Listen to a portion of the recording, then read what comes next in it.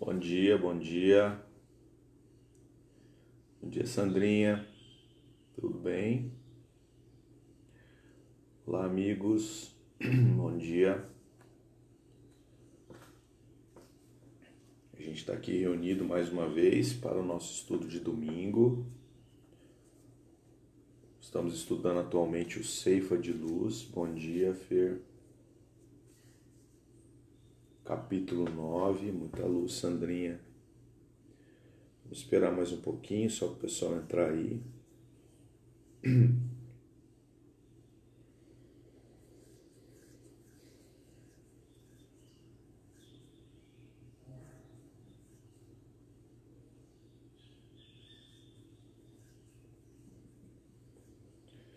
Então vamos pedir a Deus nesse momento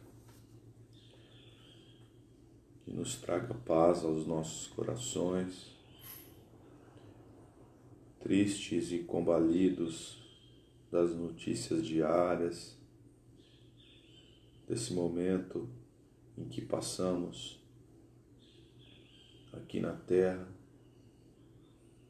de sofrimento, de angústia, de tristeza e de incerteza, Senhor, porque somos humanos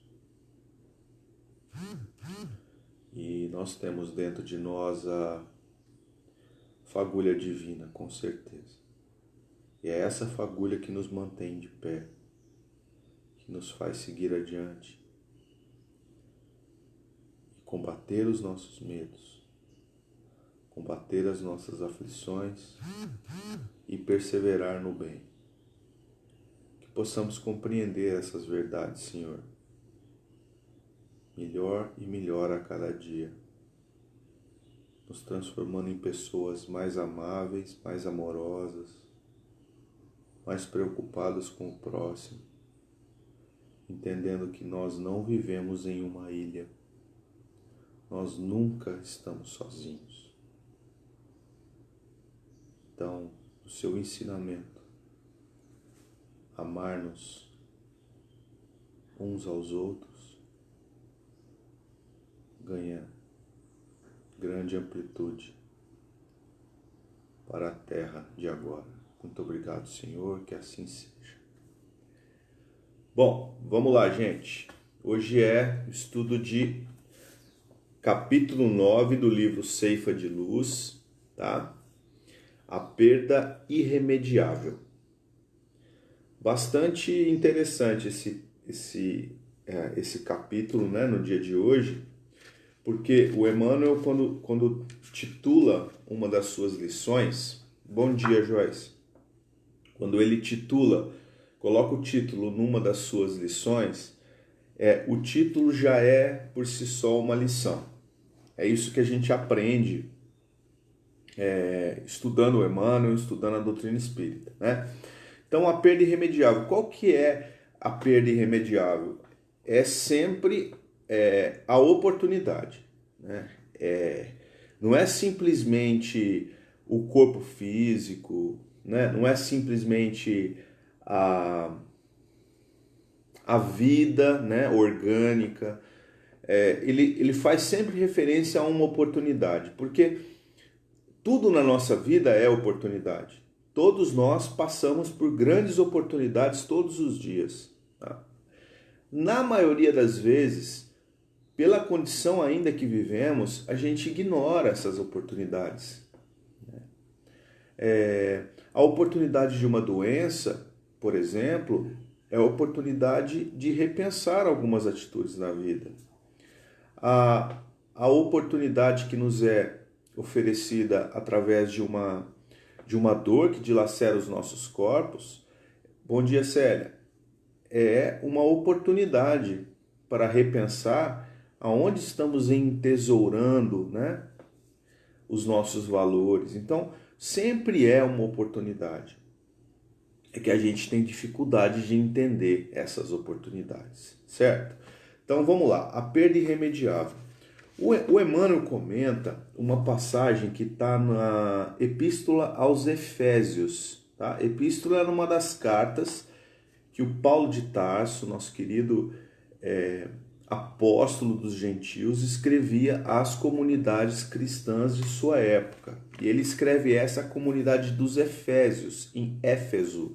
Éfeso era uma cidade grega, tá, de domínio do Império Romano, bem no meio, bem no centro, bom dia, Ana, bem no centro do Mar Egeu, assim, um pouquinho para cima ali do Mediterrâneo.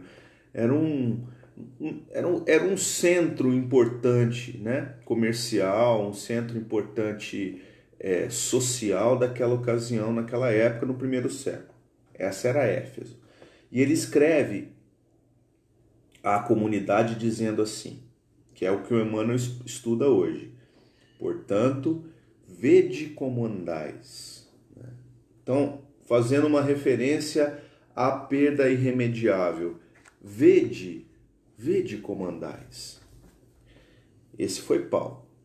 Só que não foi isso que o Paulo disse há 2000 anos, né? A gente entende que as coisas que estão escritas hoje para a gente, né, nos evangelhos, eles sofreram com as traduções e o tempo. Então a gente vai lá, quando a gente tem uma lição a ser estudada, a gente busca o mais precioso que a gente pode, o mais original possível, né? E a gente vai no grego. A frase transliterada para o grego, né, dessa passagem de Paulo é: veja, né, no sentido perceba, não é só enxergue, tá? Então perceba com exatidão como conduz sua vida. Muda um pouco? Vede como andais? Ou perceba como conduz a sua vida, com exatidão. As palavras, elas podem nos enganar às vezes, né? Porque andas, vede como andas, como se me soou assim a primeiro momento, me soou algo muito vazio, né? Algo assim muito superficial. E quando a gente vai na língua materna do que foi escrito, né? Paulo escreveu a essa comunidade em grego, perceba com exatidão como conduz a sua vida. Ganha assim um colorido que a gente não tinha percebido, né? E a última palavra, que conduz a sua vida, em grego é peripáteo. Peripáteo, em verdade, peripáteo é uma palavra grega que traduz uma palavra hebraica, né? Na verdade, não era uma palavra hebraica, era uma forma de se expressar do hebreu. A gente chama de hebraísmo, né? Que tem o significado de como conduz sua vida, né? Ele foi usado, esse peripáteo, ele foi usado inúmeras vezes nos evangelhos. Uma das passagens que a gente pescou para fazer a comparação, para que os amigos entendam o que a gente está querendo dizer aqui hoje, está no Evangelho de Mateus, capítulo 9, versículo 5. Numa passagem muito interessante de Jesus, todas são interessantes, né? Mas uma bastante significativa, porque o Evangelho de Mateus ele é todo dividido por partes. Tá? Quem estuda o Evangelho de Mateus, ou simplesmente lê o Evangelho de Mateus, percebe que ele é todo dividido. Nós temos a apresentação da árvore genealógica de Jesus no início, né? Depois nós temos ali a pré-concepção de Maria, né? Antes. Depois nós temos alguma notícia, né, da época de Jesus ainda criança, um pouquinho mais velho, né?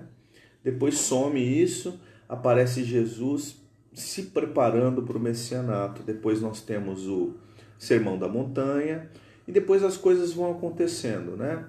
Mas tem uma passagem, essa época aqui, esse período do Evangelho de Mateus, perto do capítulo 9, nós temos uma sequência de curas que Jesus promoveu. Muitas curas. Não sei dizer quantas, mas muitas curas. Tem a filha de Jairo, é famosa. Tem a mulher hemorroísa, é famosa. E antes dessas curas, tem uma que é o paralítico de Cafarnaum, que é essa que a gente trouxe hoje, né? Ele já estava sendo observado pelos fariseus, né? Que eram os judeus muito dominantes, né? No quesito palavra, né? No quesito religião. Eles eram aqueles ortodoxos, né? Aqueles difíceis de lidar, aqueles que dificultavam o convívio social ali, apesar de serem religiosos, né? E Jesus já era observado, né? E segundo esses fariseus, Jesus já blasfemava, por exemplo, promovendo curas em nome de Jesus, em nome de Deus, né? Quem poderia fazer isso na terra? Então, assim, já era tenso. E aí Jesus se aproxima desse paralítico, né, que carregava a própria cama, ou carregavam ele numa cama, né? E ele profere ao final de um pequeno discurso que ele tem ali com as pessoas ali que estão em volta dele, ele diz assim: levanta e anda.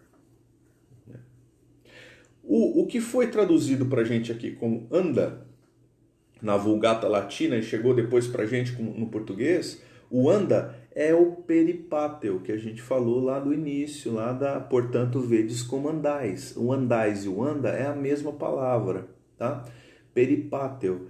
Então, olha o que Jesus está dizendo para ele, né? No mínimo, se erga, egeiro, cai, se erga e anda. Mas o anda, peripáteo, é uma expressão hebraica, né? É um hebraísmo, é a tradução para o grego de um hebraísmo, o que quer dizer conduza a sua vida. Então, assim, se erga e conduza a sua vida. É diferente de levanta e anda. Isso nos abre um universo muito mais amplo do que a gente tinha.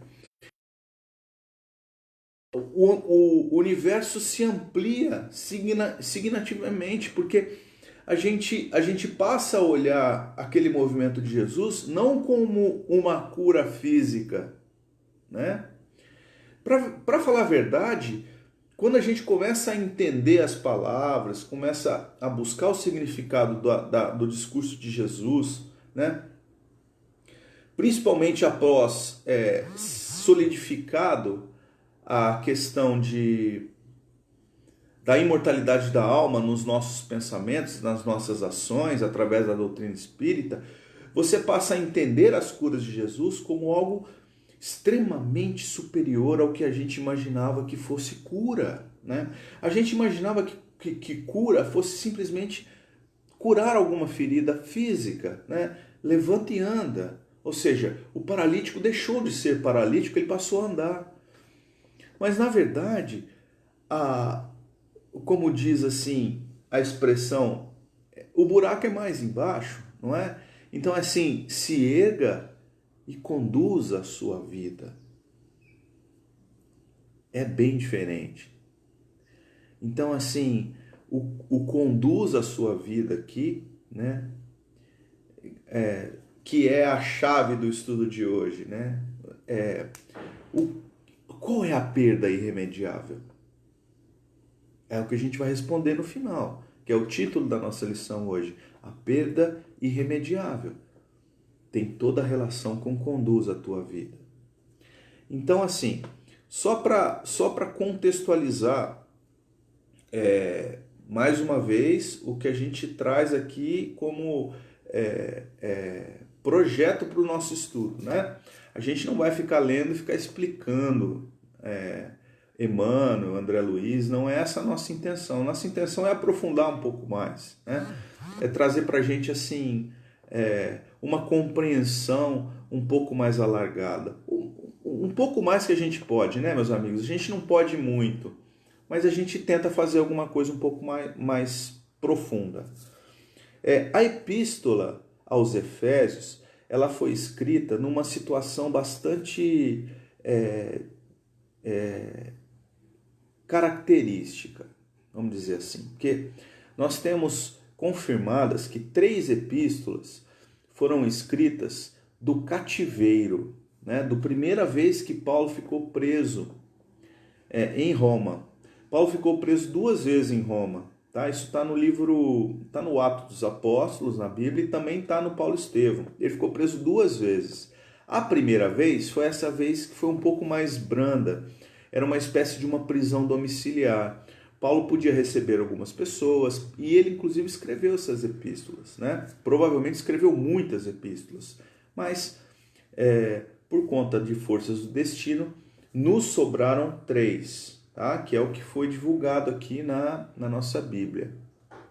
Então, o que a gente tem hoje dessa época do cativeiro? Nós temos a epístola aos Gálatas, nós temos aos Efésios e nós temos Filemon. Se eu não me engano, são essas 3. Efésios, com certeza, que é o que nós estamos estudando hoje, né? Aos Efésios, a questão do Efésios, né? Ela tem uma opinião um pouco divergente entre as pessoas que estudam, né? Os evangelhos e as cartas paulinas, dizendo que essa epístola não foi dirigida à comunidade dos Efésios, que aos Efésios só apareceu na Vulgata Latina, que é uma tradução para o latim acontecida em 1600 e alguma coisa, quer dizer, muito tempo depois, né? Então, assim, era uma epístola universal, não era uma epístola dirigida a uma cidade, a uma comunidade dessa cidade. Então, eu entendo que, sendo assim, engrandece mais ainda, né, a importância dessa epístola.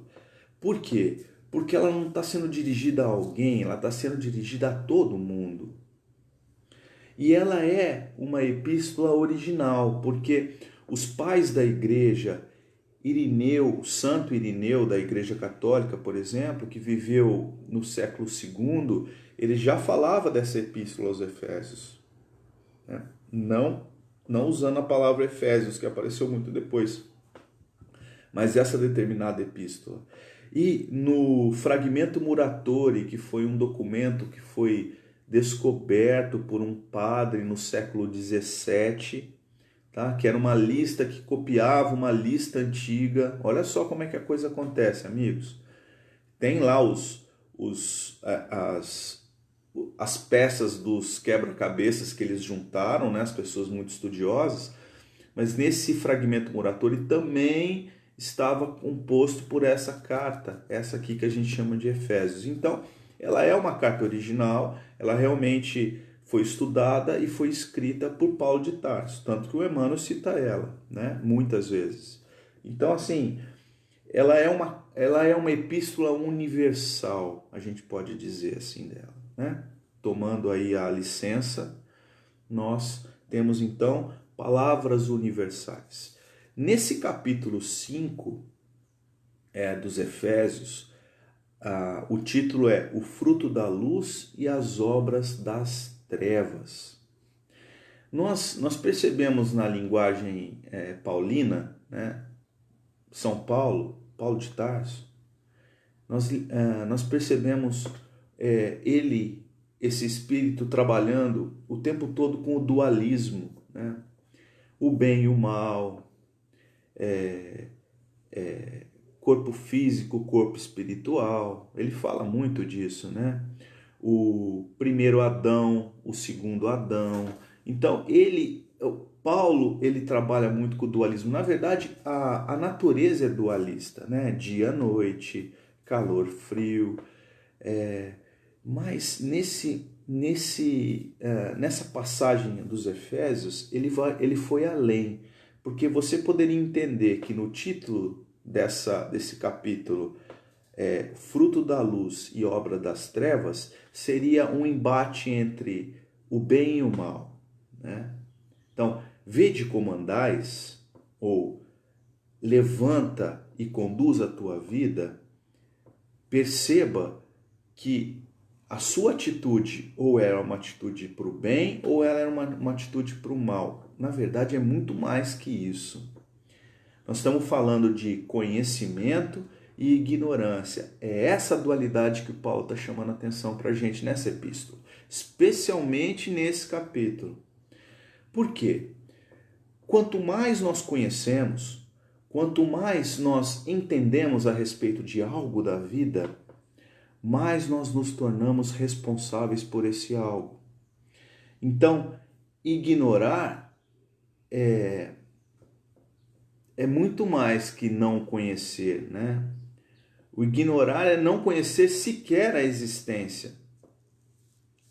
Não é o ignorar assim, deixa para lá, eu sei que existe e deixa para lá. Não, é ignorar mesmo, de não conhecer. Então, o conhecimento nos faz responsáveis. Cada vez mais, cada passo que a gente dá de olhos abertos, a gente é responsável por aquela pegada que a gente deixa no solo. E quais são as pegadas que a gente tem deixado no solo da vida?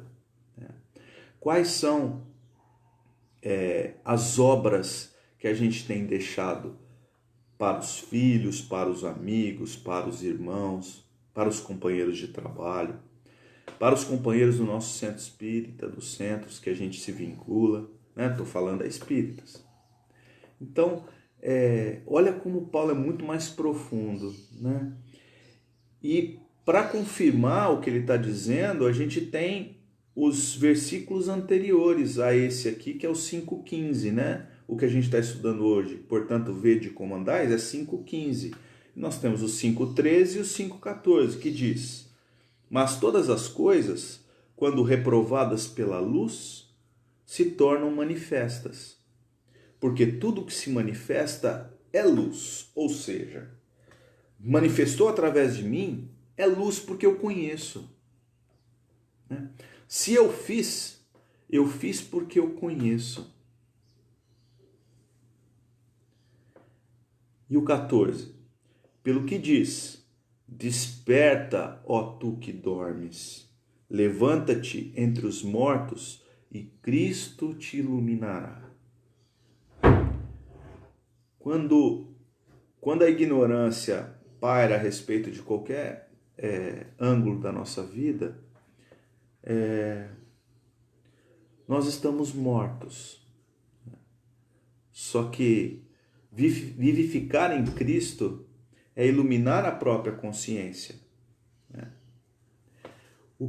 Qual era a proposta de Jesus para o paralítico de Cafarnaum?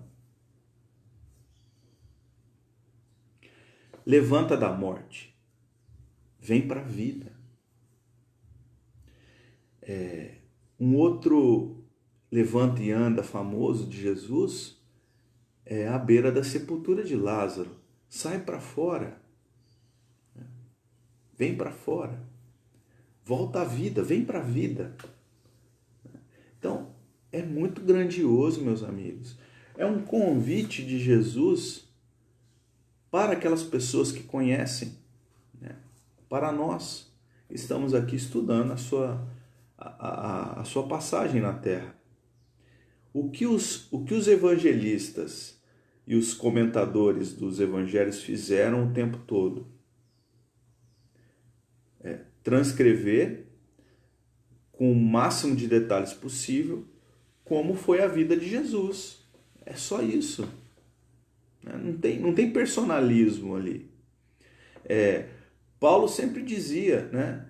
A partir do momento que ele foi feito apóstolo do Cristo, né? Que ele tomou essa postura como apóstolo do Cristo, não sou eu mais quem vivo, é o Cristo que vive em mim. Eu já não estou mais morto, hoje eu sou um vivo. Então, saiu da ignorância, deixou as trevas e veio para a luz, né, em Cristo. Então, essa é a proposta de hoje. Vede como conduz tua vida.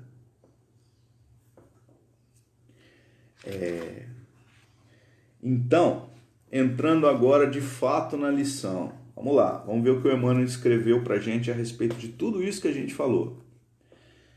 Aprende a ver com o Cristo as dificuldades e as dores que te rodeiam, a fim de não empobreceres o próprio coração à frente dos tesouros com que o Senhor nos enriquece a vida. São as oportunidades, né? Nós abrimos hoje o nosso estudo falando sobre as oportunidades do Senhor. São oportunidades que nos são oferecidas todos os dias. Oportunidades, por exemplo, de rever as nossas atitudes perante o irmão, perante uma pessoa que está em dificuldade maior do que a nossa. O amigo Rogério escreve assim, um chamado à responsabilidade de cada um pela construção de seus destinos. Muito bem, né? Responsabilidade de cada um. Então, nós nos tornamos responsáveis toda vez que a gente conhece. Tu te tornas eternamente responsável por aquilo que cativas. Exupéry. Muitas vezes, a calúnia que te persegue é a força que te renova. A resistência para a vitória no bem, e quase sempre a provação que te sitia no cárcere do infortúnio é apenas o aprendizado benéfico a soerguer-te das trevas para a luz. Quando a gente vê algumas palavras assim no texto do Emmanuel, trevas, luz, são confirmações de que os nossos estudos que a gente desenvolveu estão no caminho certo, né? Não que a gente esteja no caminho certo, falta muito, né? A gente está estudando para tentar modificar alguma coisa em nós mesmos. Essa é a ideia. Não é ficar jogando palavras aqui ao léu, né? Mas a gente vê trevas e luz, e a gente vê luz e trevas lá no alto do capítulo, e a gente desenvolveu esse estudo. Opa, então aqui tinha realmente uma chave que o Emmanuel estava querendo mostrar para a gente. E ele continua: em muitas ocasiões, a mão que te nega alimento transforma-se em apelo ao trabalho santificante, por meio do qual encontrarás o pão abençoado pelo suor do próprio rosto. E por vezes inúmeras, o obstáculo que te visita, impiedoso, é simples medida da esperança e da fé, concitando-te a superar as próprias fraquezas. Então, aquilo que na nossa vida nos trouxe sofrimento e nos traz ainda, porque a gente vai rancorizando isso tudo, não é? Eu criei uma palavra aqui agora, né? Virei agora neologista. Mas o rancor, ele é cíclico, né? Em nós. Às vezes a gente tem aquilo num ápice, né? Você está extremamente rancoroso a respeito de alguma coisa, e às vezes você está num dia que você está menos suscetível a esse sentimento ruim, né? Aí aquele dia você deixa para lá, mas às vezes no outro dia volta de novo, né? Ele tem essa característica. A gente tem que compreender isso, né? Não nos abstermos da compreensão, né? E também não trazer um julgamento muito pesado para si mesmo. Então, tentar entender, compreender e melhorar. É isso, certo? Então, esse pensamento de rancor, muitas vezes, pode ser sublimado para um pensamento de agradecimento, né? Alguém que te deixou na mão no passado, você guarda um rancor tremendo a respeito de uma atitude, mas muitas vezes aquela atitude, se fosse pensada a fundo, ela te fez muito mais forte, né? Ela te deixou mais cascudo. Como diz o ditado mineiro, ela deu calo no cotovelo, né? De tanto ficar ali na janela, olhando o movimento na rua. Então, assim,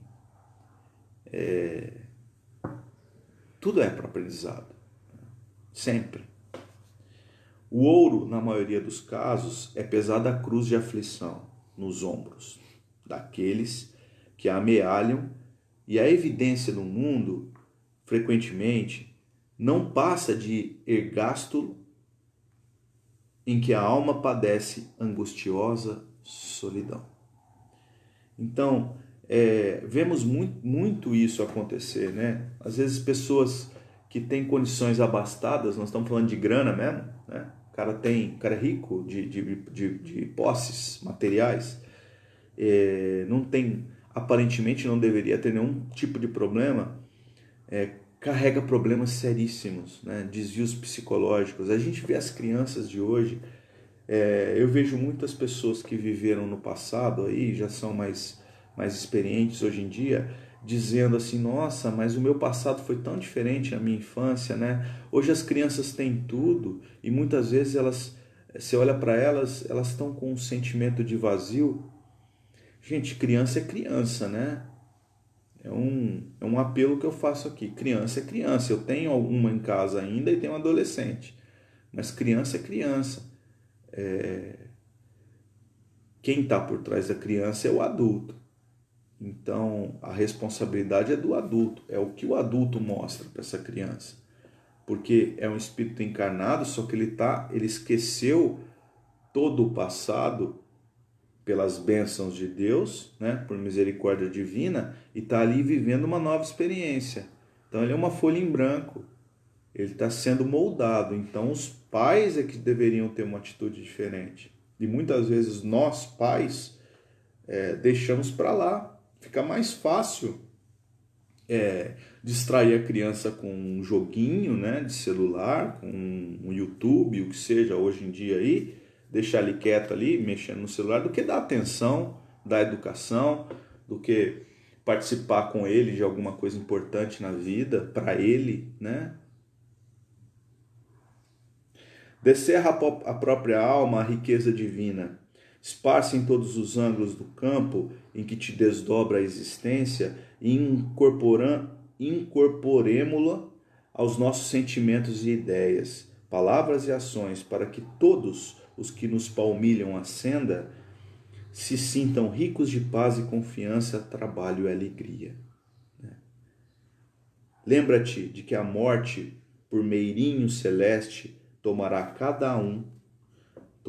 contas a cada um. A morte por meirinho celeste, né? Meirinho é aquele que... eu não sei se existe essa figura ainda aqui, acho que não, no judiciário, né? Tinha o meirinho, quando ele falou meirinho aqui, eu me lembrei daqueles filmes americanos que tem o juiz, né? E tem o meirinho, que é tipo o policial ali, o oficial que recebe as ordens diretas ali do juiz, né? Tipo, prenda fulano de tal, vai Meirinho. Aí o Meirinho vai lá e prende o fulano. Eu acho que é mais ou menos isso, né? Que o Emmanuel está trazendo pra gente como imagem. Só que a morte aqui não é só a morte física, né? Então, o Emmanuel não gastaria tantas palavras aqui para falar só da morte física. Jesus não curou o paralítico simplesmente de uma paralisia nas pernas, né? A paralisia suplanta isso, né? E a morte também suplanta isso. É uma morte para as coisas de valor da vida, né? É uma paralisia para a vida. Então, é o conhecimento e a ignorância, né? Conhecer e se atirar para esse conhecimento, né?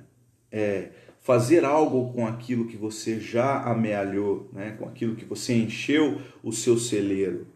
A gente está aqui no domingo tentando esmiuçar essas palavras de Emmanuel, né? Trabalhar com essas palavras aqui de Paulo, entender qual que era esse contexto para transformar as nossas vidas, as nossas atitudes, a partir de agora. Né? Não adianta a gente pensar assim, eu deixo para depois, né?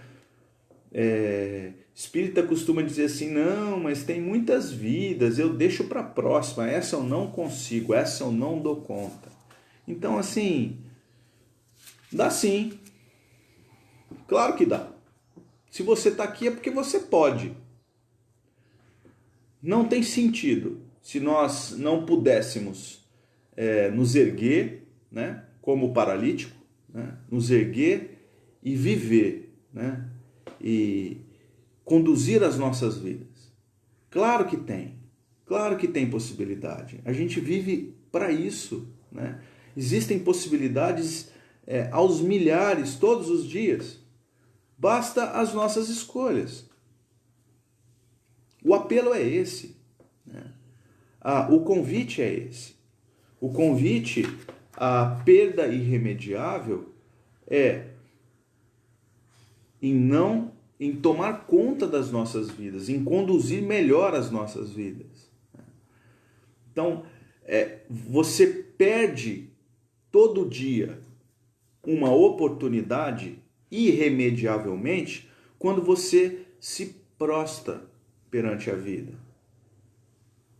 Quando você deixa que a vida passa sem conduzir a própria vida. É um apelo de Jesus. Levanta e anda. Levanta. Faça por você, faça pelos outros, ande. Termina Emmanuel. Recorda que os mordomos da fortuna material, tanto quanto as vítimas da carência de recursos terrestres, sábios e ignorantes, são os doentes, felizes e infelizes, comparecerão ao acerto com a justiça indefectível. E guarda contigo a certeza de que a única flagelação irremediável é aquela do tempo inútil. Ou seja, o que é então a perda irremediável? É deixar o tempo passar em vão. É não fazer nada. É continuar como paralítico. Parado. Sem fazer nada. E através das reencarnações incessantes, que a hora perdida, mas a hora perdida é um dom de Deus que não mais voltará. Então, a hora perdida, meus amigos, o tempo que é a perda irremediável, não é o corpo físico, tá? O corpo físico é uma passagem. Então, o que a gente está fazendo das oportunidades, né? Com o tempo que Deus nos dá na Terra? É essa a reflexão de hoje, tá bom? Então, é o apelo. Conduza a sua vida. Fica com Deus. Obrigado pela atenção de vocês nesse domingo. Que todos tenhamos paz para lidar com as nossas aflições, com as nossas angústias, e que Jesus sempre norteie as nossas ações. Muito obrigado, que assim seja. Beijo.